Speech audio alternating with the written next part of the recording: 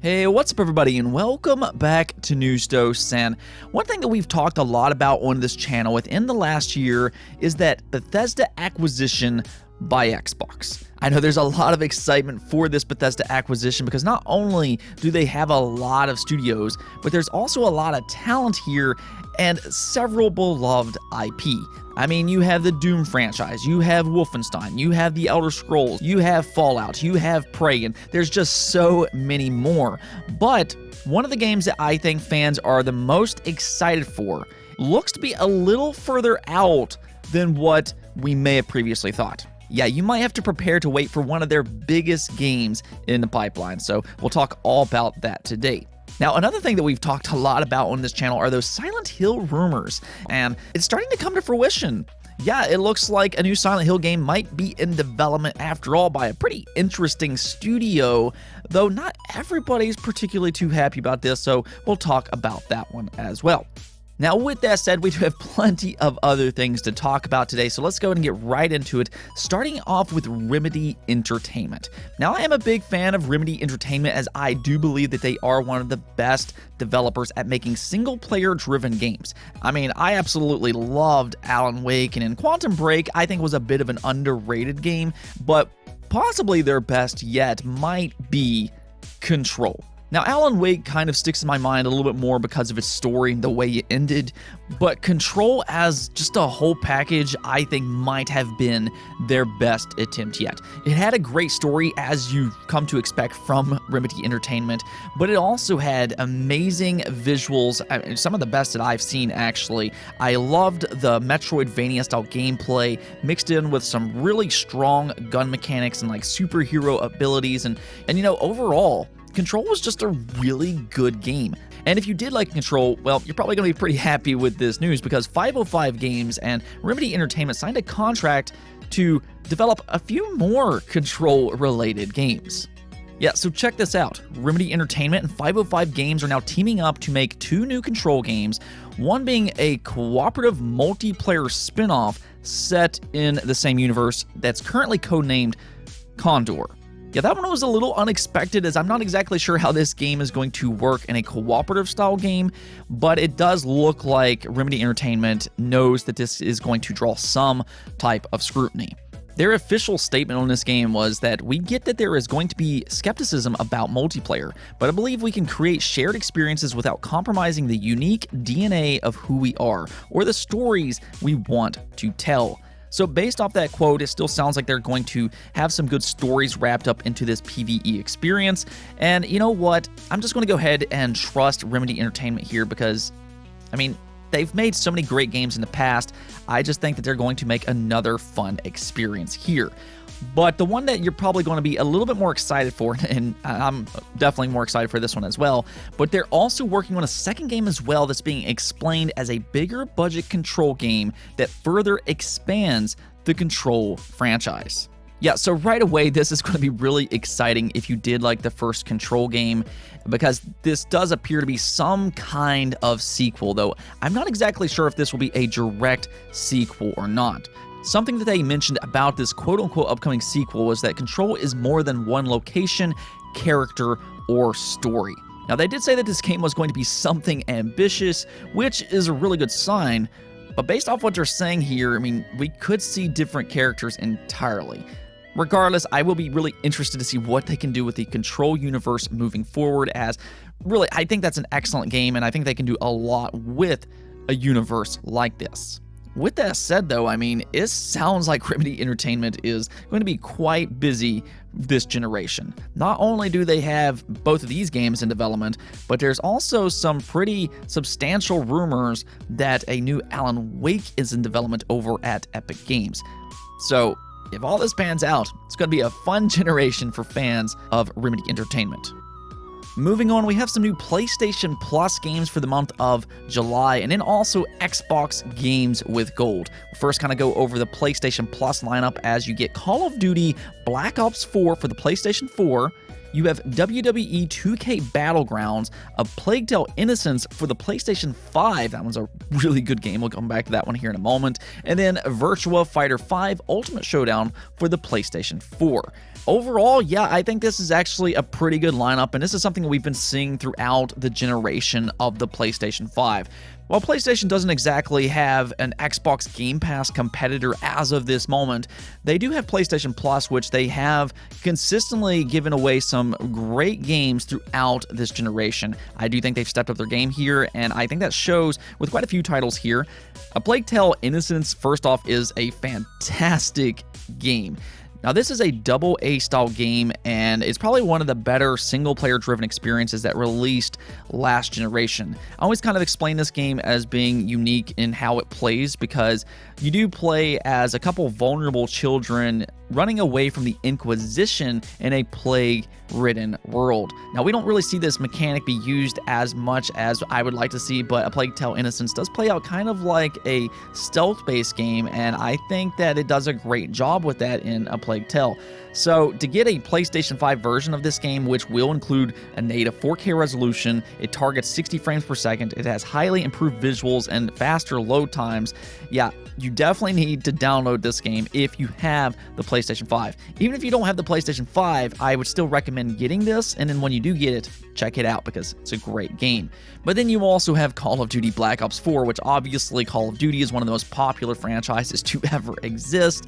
And then, of course, Virtua Fighter 5 Ultimate Showdown is a great fighting game. So just all around, I think this is another really solid month for PlayStation Plus.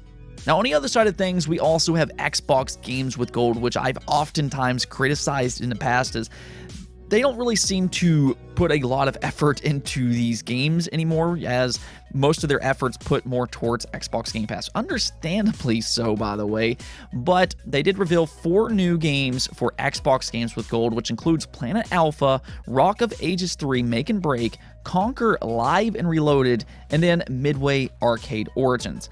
Now, for the most part, this is pretty much what you've come to expect with Xbox Games with Gold, which is a pretty lackluster lineup overall, but the saving grace here is Conquer Live and Reloaded. This is actually one of my favorite games of all time. Seriously, if you all haven't played Conquer Live and Reloaded yet, you all absolutely need to play Conquer Live and Reloaded. This is a remake of Conker's Bad Fur Day for the Nintendo 64, and I'm just going to go ahead and say this controversially, but I do think that Conquer Live and Reloaded is the better overall game. Yeah, there was a lot of people that was kind of upset about Conquer Live and Reloaded when it first released for the original Xbox because they did censor this game. This game is pretty raunchy all the way around, and they censored it quite a bit in the Xbox version, but it never really bothered me too much, to be completely honest. And in terms of the gameplay and visuals, it just plays and looks better than the Nintendo 64 game, in my opinion. You may feel different, but again, I think this game is excellent all these years later, and it's still just as funny as it ever was, so definitely go check that game out. Now, while we're on the topic of Xbox, we actually need to talk about one of their biggest franchises, which is The Elder Scrolls. Now, that's kind of new to say, but yeah, you know, Xbox now owns Bethesda, which owns The Elder Scrolls, so yeah, this is technically an Xbox franchise now. And the thing about The Elder Scrolls is that obviously Skyrim was huge. Skyrim is often viewed as one of the best RPGs to ever exist, and it's still played a lot even all these years later because it aged incredibly well. I mean, the last time I checked, Skyrim had sold like more than 30 million units worldwide. So yeah, this is a big franchise, and there's a lot of excitement for The Elder Scrolls 6. But outside of all the excitement, when are we actually going to be able to play this game? Back in 2018, Bethesda did post a small teaser revealing The Elder Scrolls 6. Now, at that time, we really only got a logo, and we haven't heard much since then. But because they did post that teaser, some fans were assuming that maybe The Elder Scrolls 6 wasn't too far out, but that actually might not be the case after all. Now, there is some good news with all this as well, which we'll get into here in just a second, but if you are excited for The Elder Scrolls 6, you might want to go ahead and prepare to wait for a little while, because it looks like it's going to be a little further out. But let's just go ahead and take a look at what Todd Howard had to say in an interview with Telegraph. The new Starfield technology, Creation Engine 2, is sort of built for both.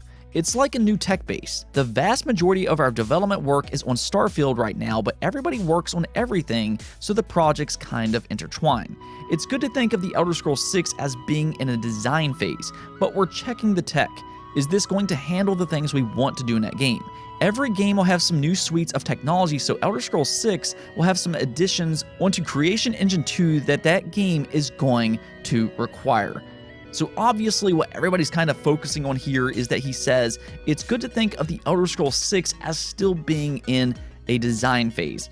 And that does signify that we could be waiting a while before the Elder Scrolls 6 officially comes out. Now, based off what he's saying here, my guess would be that the Elder Scrolls 6 won't go into full production until after Starfield finishes up. Now, Starfield is currently slated to release in November of 2022, so that means that it could be late 2022 or early 2023 before they go into full production on the Elder Scrolls 6. And then really after that, who knows how long the wait will be until it's completely finished. So you could end up waiting a while before the Elder Scrolls 6 does officially release, but there is some good news here, like I said before, and something that Todd Howard keeps mentioning with these games is that the technology needs to be there. And that right there is the thing when it comes to Bethesda games. Bethesda makes some of the most amazing and beloved RPGs of all time. Fallout and the Elder Scrolls are just massive, but they also need a massive upgrade in terms of technology, and that's where the Creation Engine 2 comes in. This is something that they're really taking a lot of pride in, and they're focusing on to make their games better. With Creation Engine 2, we could see a ginormous jump in terms of quality for their next games. And with Creation Engine 2, as Todd Howard said, it's actually being developed for both Starfield and the Elder Scrolls 6. So here we have Starfield, which is an exciting RPG that releases next year. That game is heavily going to benefit from this Creation Engine 2.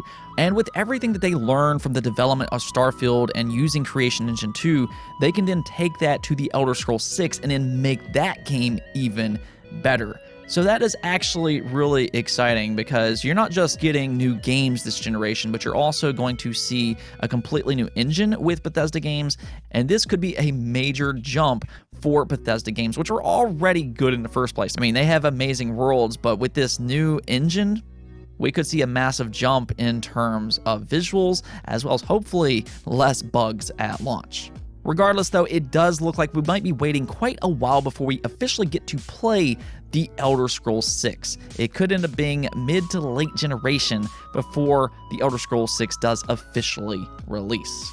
Meanwhile, though, we do have Starfield, and that game is sounding ambitious all on its own, and I'll be really interested to see how that one turns out, because it does sound like you might be able to fly planet to planet, and with the worlds that Bethesda can put together, I'll be very interested to see how that all works out. Next up, let's talk about a game that we've talked about in great length multiple times on this channel, and that is Silent Hill. There's been quite a few rumors that a new Silent Hill game is in development, or more specifically, that Konami is outsourcing the Silent Hill IP to be developed. And in fact, it's widely believed that multiple Silent Hill games might be in development, which we'll come back to here in just a moment.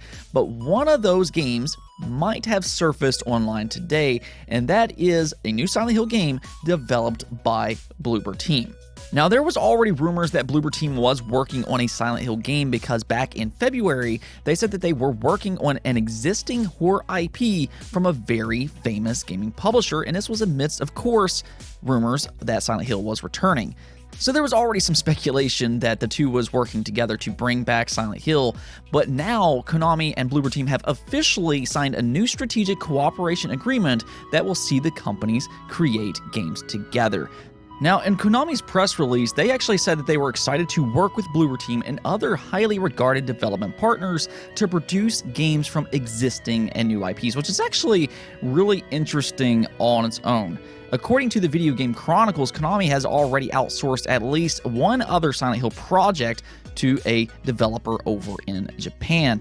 And their sources are also saying that Konami has plans to work on a Castlevania and Metal Gear Solid game, so it does look like Konami plans to outsource several IP this generation, which is definitely really exciting. but that's besides the point. What I will say for today is that it does look like Bloober Team will be working on a new Silent Hill project, and fans seem to be a little mixed on this. I personally think it's a good fit because I think Bloober Team is a talented studio that works on horror-related IP, but some fans are a little concerned with the way Bloober Team actually makes their horror games, and that's because they tend to focus a little bit less on combat. Now, Bloober Team's worked on games like Layers of Fear, Blair Witch, and most recently, The Medium. I personally thought The Medium was a really good game thanks to its story, atmosphere, and characters. It really excelled in those departments, but yes, it was a bit of a walking simulator. There's not really much in the way of combat, and for fans of Silent Hill, that might not be ideal, but I don't think that you really need to worry about that because you could get a really good story-driven game with Bloober Team working on Silent Hill. And on top of that, it does sound like that there's another Silent Hill game in development. It does not sound like this is the only game, so I think you should just give Bloober Team a chance and see what happens. Who knows? They might just blow everybody away with a great story, and they might also add in some combat as well. So we just have to wait and see what happens with all this. Regardless, though, I'm excited to see Konami come back in some shape or form this generation, and I want to see games like definitely Metal Gear Solid get outsourced. But yeah, if you're a Silent Hill fan, let me know if you're excited for Bloober Team to work on a Silent Hill project. And onto the poll of the day. Yesterday we talked about PlayStation acquiring Housemarque, and then possibly leaking out Bluepoint Games was also acquired.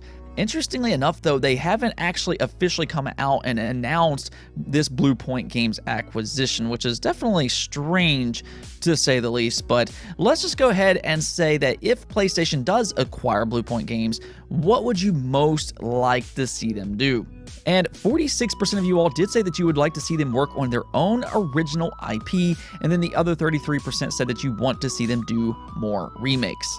Now, when it comes to remakes and sequels, you all had some interesting choices here, including Legends of Dragoon remake.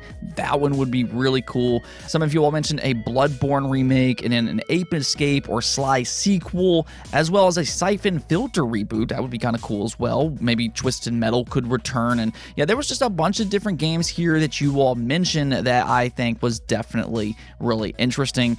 I myself would be all in for that Legends of Dragoon remake myself. But like you all said, I would actually be really interested to see what a studio like this could do with their own original IP. We've seen what they can do with remakes, which is absolutely amazing. I'm very, very impressed by this studio and what they can do with remakes. They look absolutely gorgeous. But because this studio has displayed interest in working on their own original IP in the past, that's what I would like to see them do. I'm always for a studio being able to do what they're passionate about, and if they really do want to work on their own original IP, well, yeah, I'm absolutely all for that. Now, we've already seen what they can do with remakes, and they can definitely make some gorgeous-looking games, but it will be interesting to see what a studio like this can do with their own original characters and story. If anything, I think Bluepoint Games would be a bit of a wild card, but at the same time, I don't think that they should completely shift away from doing remakes. Now, if possible, I would actually like to see PlayStation leverage this studio to do both. Have a team to focus specifically on remakes because, I mean, they do an excellent job with that, but then also let them expand and then work on their own original IP as well. If anything, I think Bluepoint Games is a bit of a wild card, and I'll definitely be excited to see what they can do under PlayStation if they do, in fact, get acquired. Anyways, though, that's it for this episode, but if you liked the video, don't forget the bell notification and subscribe button for more content just like this. Also, if you'd like to support the channel through Patreon, thank you for making this content possible. Peace out.